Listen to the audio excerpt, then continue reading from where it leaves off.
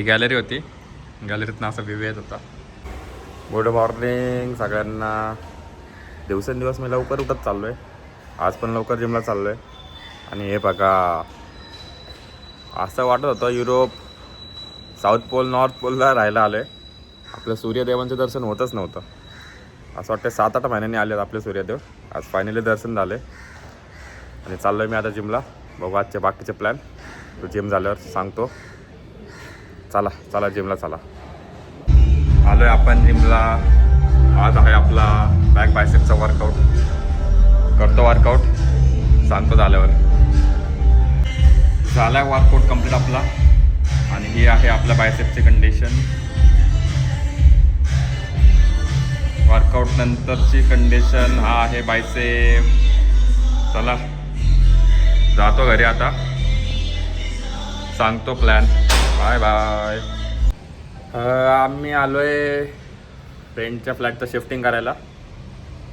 वाईट वाटते हा फ्लॅट सोडता सोडता. का तुम्हाला व्ह्यू दाखवते की नाही, एकदम कडक व्ह्यू यायचा. दाखवते एक मिनटं.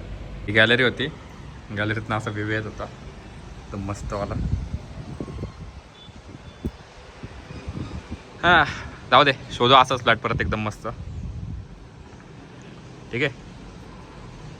आम्ही खास बिगारी बोलवलं आहे शिफ्टिंगसाठी. तिथे गेली की मला फोन करा, जरा एक काम आहे तुमच्या माणसाने काहीतरी. आणि या हॉल मधला व्ह्यू असा येत होता.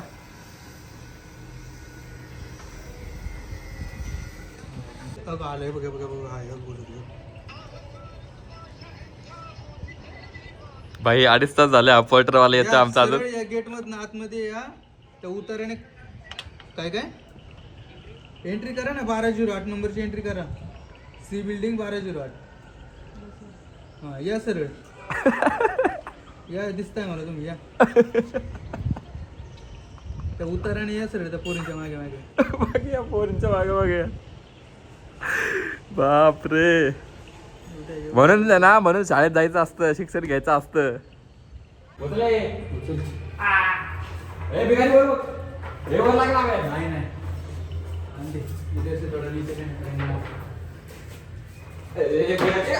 बिगारी लागेल म्हणतो, सांगतो बिगारी चुकीचा आमचा.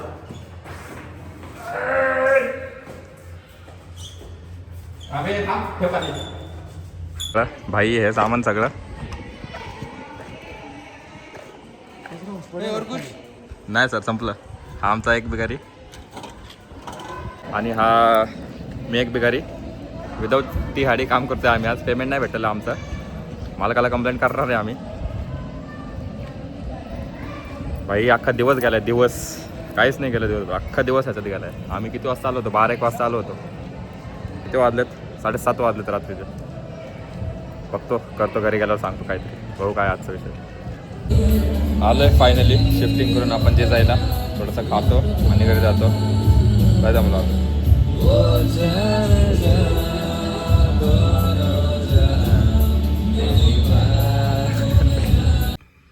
भाई. फायनली दमून घरी आलो आहे मी. असला वैतागलो आज दिवसभर. एवढा फ्रस्ट्रेट झालो आज.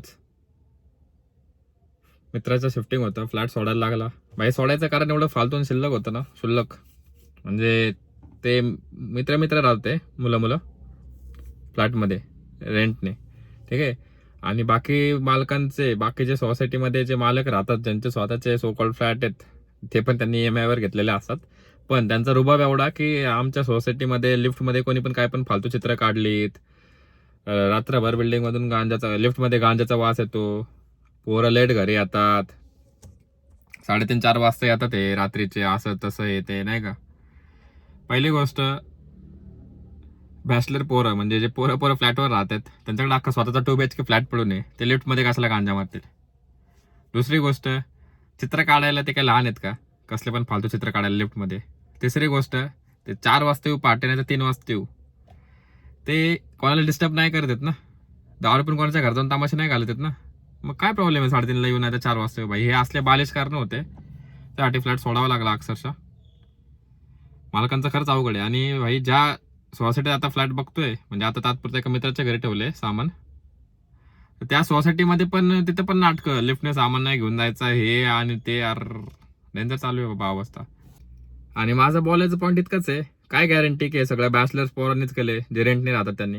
काय गॅरंटी नाही की ते जे ओनर आहेत त्यांचे मुलं नसतील करत, चित्रमित्र नसतील काढत. काय गॅरंटी काय त्यांची मुलं गांजा नसतील मारत. भाई हे कोणी करू शकतं ना.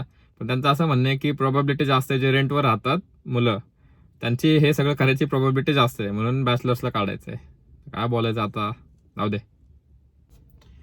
फ्लॅटचा काय विषय नाहीये, फ्लॅट भेटतात.